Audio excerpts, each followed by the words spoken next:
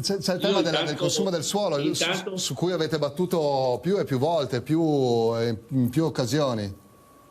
Sì, anche recentemente, devo dire. Sì. C'è un punto, io, come dire, sono abbastanza colpito dal fatto che esponenti del centrodestra, di Fratelli Italia e di Forza Italia, abbiano, come dire, in qualche modo fatto cenno al tema dei cambiamenti climatici. E vediamo poi se saranno conseguenti sul piano del governo di questa regione, se andranno ancora al governo di questa regione a partire da questa premessa. Io ricordo che l'anno scorso, nel 2019, a Verona, con la sponsorizzazione di una società del comune, esattamente credo quella che gestisce i rifiuti, l'acqua, eccetera, e promosso dall'onorevole Comencini della Lega, quindi insomma un centrodestra insieme compiutamente, ha organizzato un convegno negazionista sui cambiamenti climatici, dove ovviamente il tema era che i cambiamenti climatici dal punto di vista scientifico non sono dimostrati, a parte il fatto che esiste una letteratura immensa scientifica che dimostra come i cambiamenti climatici siano in corso e siano arrivati a un punto critico eccezionale, sono i dati della realtà, perché qua noi non ci troviamo più di fronte a eventi eccezionali. Quando gli eventi eccezionali si ripetono con la frequenza con cui noi ci siamo costretti a confrontare nel Veneto, siano gli eventi che sono successi nel Bellunese, sia l'acqua alta che si ripete invece che con frequenza decennale per 3-4 volte a Venezia come l'anno scorso, oppure la tromba d'aria che ha investito la zona di Mira e la riviera del Brenta. Insomma, quando abbiamo una ripetersi così frequente di episodi che non si può più parlare di eccezionalità. Io penso che c'è un problema grande. La cultura politica di chi governa questa regione è assolutamente inadeguata, perché tende a riprodurre il modello che crea sostanzialmente questo tipo di situazione su scala locale. Naturalmente i problemi di questo tipo hanno una dimensione globale, ma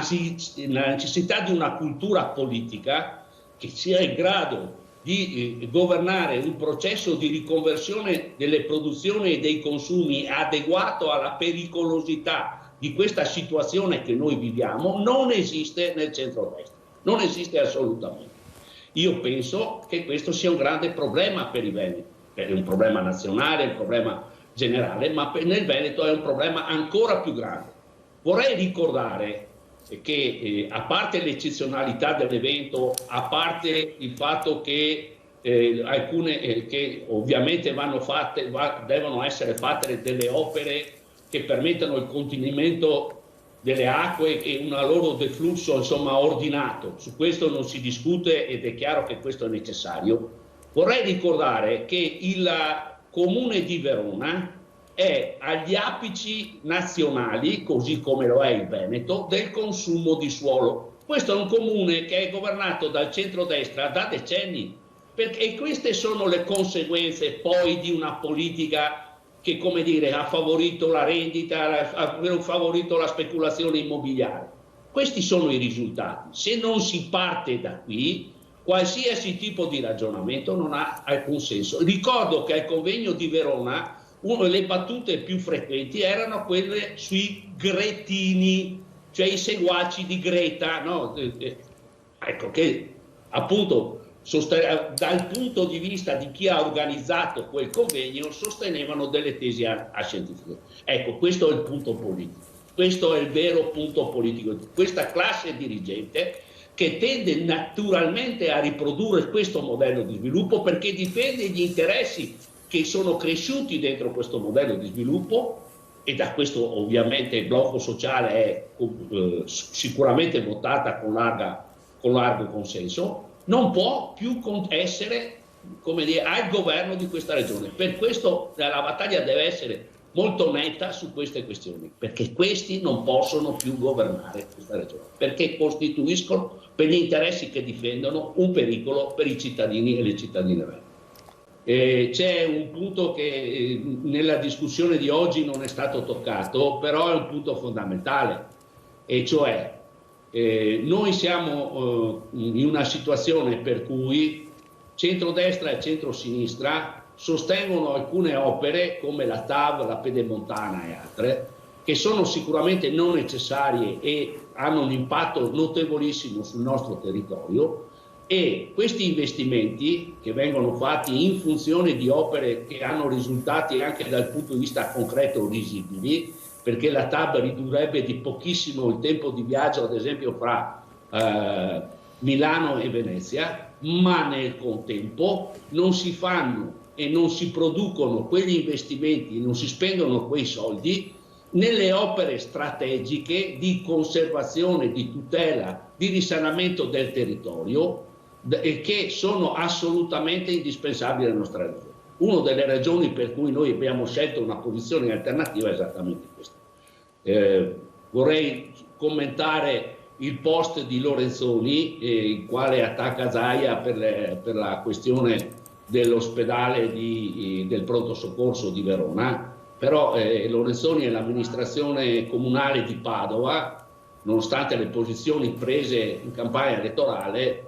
ha siglato recentemente l'accordo per il nuovo ospedale a Padova Est, e anche quello sarà un bel consumo di suolo, e probabilmente rispetto alla necessità di investire nella